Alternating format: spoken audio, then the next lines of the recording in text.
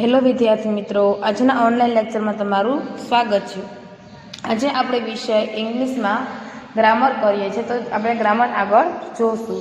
તો આપણે અગાઉના લેક્ચરમાં 3-4 લેક્ચર અગાઉ જોઈ ગયા છે। તો અગાઉના લેક્ચરમાં આપણે કાળ વિશે જોયું, પછી કાળના મુખ્ય કાળ છે એમાં આપણે સાદા વર્તમાન કાળ જોતા હતા। સાદા વર્તમાન કાળમાં આપણે હકાર વાક્ય, નકાર વાક્ય અને પ્રશ્નાર્થ વાક્ય જોયું।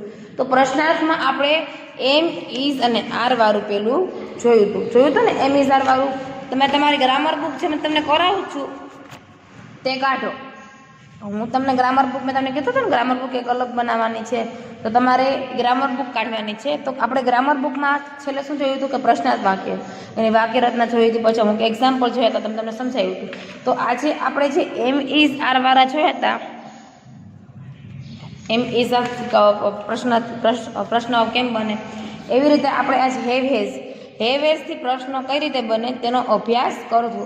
તો હું તમને જે અહીં સમજાવું છું અને લખાવું, તમારે સમજવાનું છે અને લખવાનું છે। તો હેવ અને હેઝ એટલે શું થાય? હેવ એટલે થાય ની પાસે, હેવ અને હેઝ એટલે શું થાય? ની પાસે હોવું। શું થાય? ની પાસે હોવું। તેનો ઉપયોગ શું છે? તો કે માલિકી દર્શાવે છે। શું દર્શાવે છે? ની માલિકી દર્શાવે છે। હેવ અને હેઝનો ઉપયોગ શું છે? ની માલિકી દર્શાવે છે। ત્યારબાદ આપણે જોઈએ તો લખો વાક્યને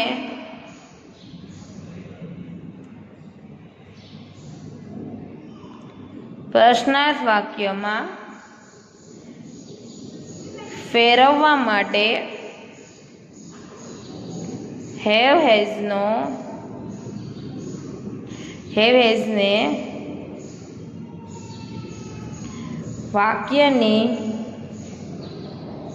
શરૂઆતમાં મુકાય છે। શું કીધું કે વાક્યને જો પ્રશ્નાર્થ વાક્યમાં ફેરવવા હોય તો હેવ અને હેઝને વાક્યની શરૂઆતમાં મુકાય છે। અને આપણે આ હેવ અને હેઝ વાળાની વાક્ય રચના પહેલા જોઈ જઈએ। વાક્ય રચના તો શું છે? કર્તા પ્લસ મૂળ કિંમત કૌંસમાં હેવ હેઝ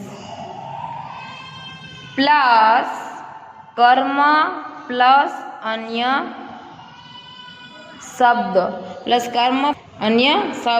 તો શું વાક્ય રચના થાય? તો કે કર્તા પ્લસ મૂળ કિંમત એટલે હેવ હેઝ પ્લસ કર્મ પ્લસ અન્ય શબ્દ, તો તેની વાક્ય રચના થાય।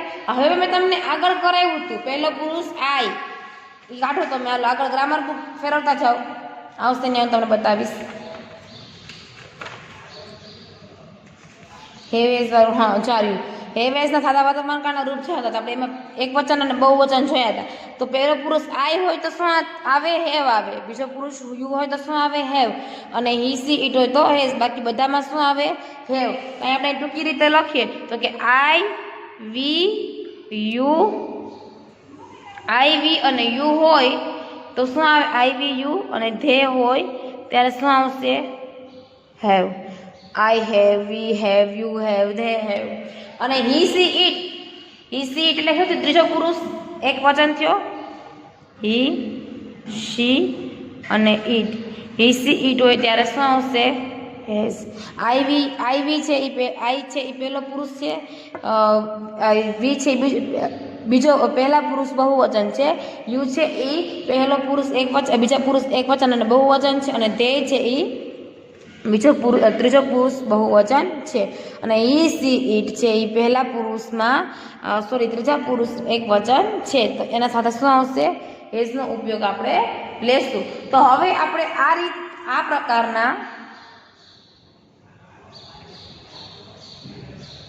આ પ્રકારના વાક્યોમાં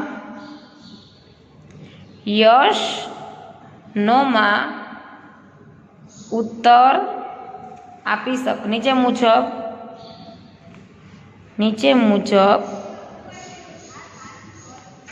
ઉત્તર આપી શકાય છે। તો આપણે આવા ઉદાહરણ થોડાક નીચે મુજબ જોશું। તો એક્ઝામ્પલ, ઉદાહરણ છે પેલું, he has a car. He has a car. આ શું વિધાન વાક્ય થયું? કયું થયું? વિધાન વાક્ય. શું થાય છે કે તેની પાસે મોટર છે, તેની પાસે કાર છે. એ જ મેં તમને કીધું હતું ને, માલિકી દર્શાવે છે. તો શું થાય કે તેની પાસે કાર છે. હવે આપણે આને પ્રશ્નાર્થમાં ફેરવશું તો હેઝ છે એ ક્યાં જશે? અહીંયા આગળ આવશે. તો હેઝ હી અ કાર. અહીંયા ક્વેશ્ચન માર્ક. આ કેવું ગયું? પ્રશ્નાર્થ બની ગયું ને. તો કઈ રીતે? કે તેની પાસે કાર છે. પ્રશ્નાર્થમાં શું આવશે? કે તેની પાસે કાર છે. હેઝ આગળ આવશે. તેની પાસે કાર છે. આ પ્રશ્નાર્થ બની ગયું. ત્યારબાદ આપણે બીજું જોઈએ તો યસ અને નોમાં ઉત્તર આપવાના છે. તો આપણે આ જે પ્રશ્નાર્થ બન્યો એમાં યસ અને નોમાં હશે હા તેની પાસે કાર છે તો શું આવશે? અહીંયા આગળ આવશે યસ. તેની પાસે કાર છે તો શું આવશે? તે. એટલે શું આવશે? અહીંયા હી આવશે. અને ની પાસે હોવું એટલે શું આવશે? હેઝ. Yes he has. તેની પાસે કાર છે. હા તેની પાસે કાર છે. તેની પાસે છે અથવા તો એ આ શું થયો? હકાર બન્યું ને. હવે આપણે એનું નકાર વાક્ય જોઈએ તો નો. અહીંયા હી નો હી જ આવશે. હેઝ નોટ ને શું કહેવાય? હેઝન્ટ. HASNT. Is not. હિઝન્ટ. ના તેની પાસે નથી. આ કેવું વાક્ય થશે? નકાર. અહીંયા શું લખશું આપણે? ના તેની પાસે કાર નથી. તો આપણે પેલા વિધાન વાક્ય જોયું કે તેની પાસે કાર છે તો અહીંયા has he has a car આવતું હતું. હવે આપણે તેને પ્રશ્નાર્થમાં કર્યો તો કે હેઝ હી અ કાર? તેની પાસે કાર છે. Yes he is. Yes he has અને નો હી હેઝ. હવે અહીંયા હી છે બાજુમાં હેઝ કેમ આવતો સવાલ થશે? હી છે એ ત્રીજા પુરુષ એક વચન છે એટલે શું આવશે? હી સી ઇટમાં એઝ આવશે. તો આપણે એક ઉદાહરણ જોઈ ગયા. હજી આપણે હેઝ વાળું ઉદાહરણ આપણે હેઝ વાળું જોયું. હવે આપણે હેવ વાળું ઉદાહરણ જોઈ લઈએ. તો બહુવચન એલું એક વચન વાળું હતું બહુવચન. તો અહીં લખું વી. હવે મેં કીધું કે બહુવચન હોય તમે આગળ જ જુઓ. બહુવચન છે આઈ વી યુ ધે તો શું આવશે? સાથે હેવ આવશે ને. તો વી અહીંયા સાથે શું આવશે? હેવ. We have books. શું કીધું? We have books. આ કયું વાક્ય બન્યું? તો કે વિધાન વાક્ય. કયું બન્યું? વિધાન વાક્ય. અમારી પાસે પુસ્તકો છે. વી હેવ અ બુક એટલે શું થાય? અમારી પાસે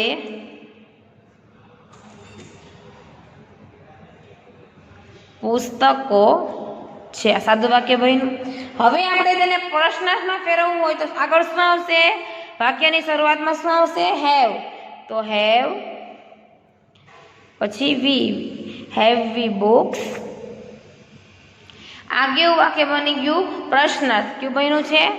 પ્રશ્નાર્થ વાક્ય.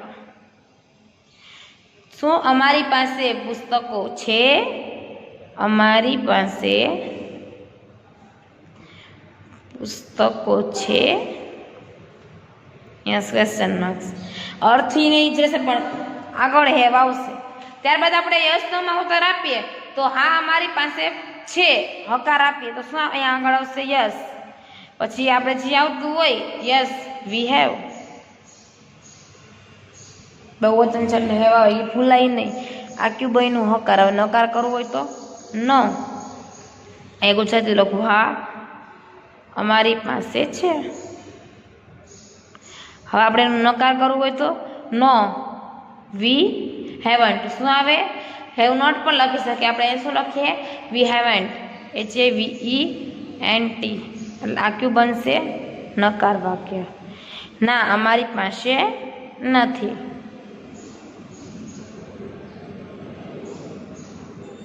બની ગયું. તો આપણે અહીં હેવ હેઝ દ્વારા જોઈ ગયા. હેવ અને હેઝ ક્યારે આવે? એક વચન હોય તો શું આવે? બહુવચન હોય તો શું આવે? અને આપણે તેના બે એક્ઝામ્પલ જોઈ ગયા. હવે આપણે જોઈએ આપણે એમિઝારથી જોઈ ગયા, હેવેસથી જોઈ ગયા. હવે ત્રીજા નંબરમાં જોઈએ ધેર ઇઝ અને ધેર આર. શું જોશું? ધેર ઇઝ અને ધેર આર. તમારે આવા એક્ઝામ્પલ ઘરે કરતા રહેવાના. તમને એવું હશે તો હજી આગળના લેક્ચરમાં આપણે એક્ઝામ્પલ સારું ચાલુ જ રાખશું કરવાના. ત્યારબાદ છે ધેર ઇઝ અને ધેર આર. ઇઝ છે એક વચન, આર છે બહુવચન દર્શાવે છે. ધેર એટલે શું થાય? ત્યાં. ધેર એટલે શું થાય? ત્યાં છે અને ત્યાં છે. હવે આપણે એનો પેલા ધેરનો અર્થ જોઈ જઈએ. ધેરનો અર્થ જોઈ જઈએ તો ધેર એટલે શું થાય? ત્યાં, તે જગ્યાએ, ત્યાં તે જગ્યાએ, એ બાબતમાં,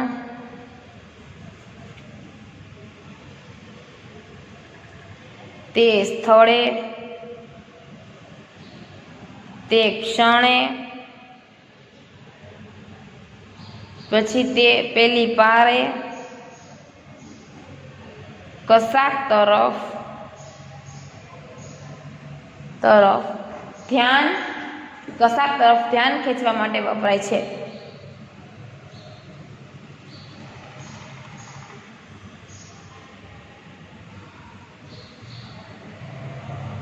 ધેરનો ઉપયોગ શું છે? આપણે એમ કેવું હોય ને કે આપણે આ there is a bird in the cage, કે શું કે આ પિંજરામાં પક્ષી છે, ત્યાં પિંજરામાં પક્ષી છે.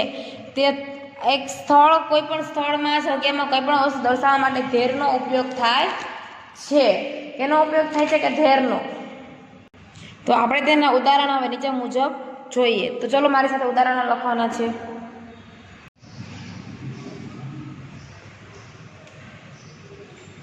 There is a bird in the cage. પહેલું ઉદાહરણ શું છે? There is a bird in the cage, કે શું પાંજરામાં એક પક્ષી છે.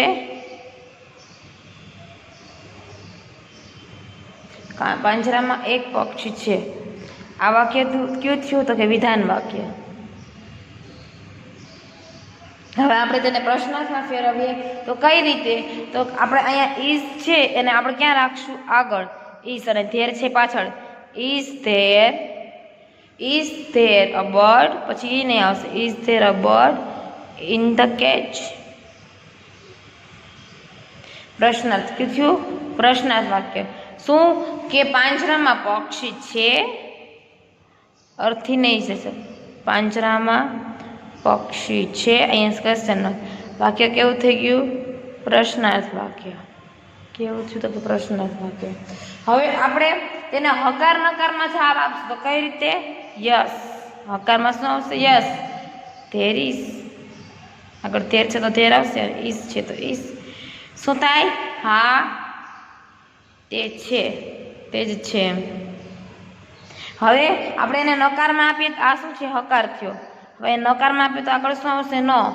There isn't. ઇઝનું નકાર શું થશે? ઇઝન્ટ. ઇઝનું ઇઝન્ટ થઈ જશે તો શું આવશે? No there isn't. ISNT isn't. Is નોટનું ટૂંકું રૂપ છે. તો આ ક્યું થાય? નકાર. શું? ના, ત્યાં નથી. ના, ત્યાં નથી. થઈ ગયું. હજી આપણે એનું આ એક વચનનું ઉદાહરણ, ટુ ઇઝ વાળું, ઇઝન્ટ એક વચન, અને આપણે આર વાળું બહુવચનનું ઉદાહરણ જોઈ જઈએ. તો બીજું એક્ઝામ્પલ લખો.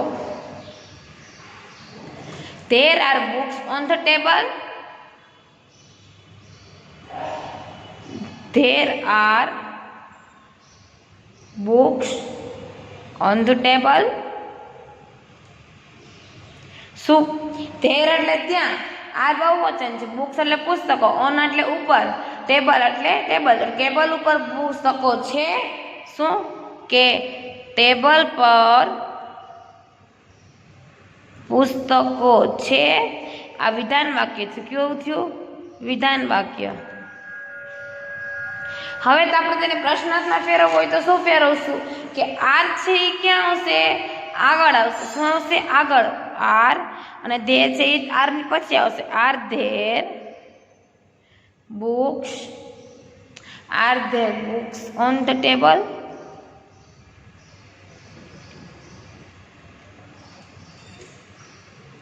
શું? કે ટેબલ પર પુસ્તકો છે. શું થશે? ટેબલ પર અહીં ક્વેશ્ચન માર્ક્સ આવશે. પુસ્તકો છે. આ કેવું થયું? પ્રશ્નાર્થ વાક્ય. હવે આપણે તેને હકાર વાક્ય અને નકાર વાક્યમાં ફેરવવું હોય તો કઈ રીતે ફેરવશું? યસ યસ પછી શું આવશે? There are. શું આવશે? There are. શું થશે? હા ત્યાં છે. આ કેવું થઈ ગયું? હકાર વાક્ય. હવે આપણે તેનું નકારમાં જોવું હોય તો નો ધેર આરન્ટ. આરનું ટૂંકું રૂપ શું થાય? આરન્ટ. આ કેવું થયું? નકાર વાક્ય. ના ત્યાં નથી. તો આપણે એમિઝાર વાળું સૌ પ્રથમ જોઈ ગયા. એમિઝાર પછી કેવું જોઈ ગયા? હેવ હેઝ વાળું જોઈ ગયા અને ધેર આર અને ધેર ઇઝ વાળું પણ જોઈ ગયા. હજી આગળ આવશે હાઉ મેની અને હાઉ મચ. કેવું આવશે? હાઉ મેની અને હાઉ મચ. તો એ આપણે નેક્સ્ટ પીરિયડમાં જોશું. અહીં આપણે હજી એક ધેર ઇઝ અને ધેર આર વાળું એક ઉદાહરણ જોઈ જઈએ. તો લખો ત્રીજું ઉદાહરણ. તમારે સાથે બનાવવાનું થશે. There are many boys in the class. આ વાક્ય ક્યું થયું? તો કે વિધાન વાક્ય. કેવું થયું? વિધાન વાક્ય. તો ચલો તમે પ્રશ્નાર્થ, હકાર અને નકાર બનાવવાની ટ્રાય કરો. ચલો 2 મિનિટ આપું છું, બધા બનાવો. There are many boys in the class. ક્લાસમાં ઘણા છોકરાઓ છે. કેમ બનશે? હા આગળ અહીંયા શું આવશે? પ્રશ્નાર્થમાં આર આવશે. પાછળ શું આવશે? There. Are there many boys in the class. આ કેવું થઈ ગયું? પ્રશ્નાર્થ થઈ ગયું. હવે આપણે એનું હકાર નકાર બનાવીએ તો હકારમાં યસ આવશે. યસ સાથે શું આવશે? કોણ કહેશે? ધેર. હા યસ ધેર આર. અને નકારમાં કરશું તો શું આવશે? નો. શું આવશે? No there aren't. શું આવશે? There aren't. તો આ પ્રશ્નાર્થ, હકાર અને નકાર થઈ ગયું. હવે આપણે નેક્સ્ટ પીરિયડમાં હાઉ મેની, હાઉ મચ, પછી WH વાળા ક્વેશ્ચન પણ બનાવતા જોશું. તો અહીં તમને આજે મેં જે કરાવ્યું છે તેનું રિવિઝન કરવાનું છે. અહીં આપણે ઓનલાઈન લેક્ચરને સમાપ્ત કરીએ છીએ. નમસ્તે.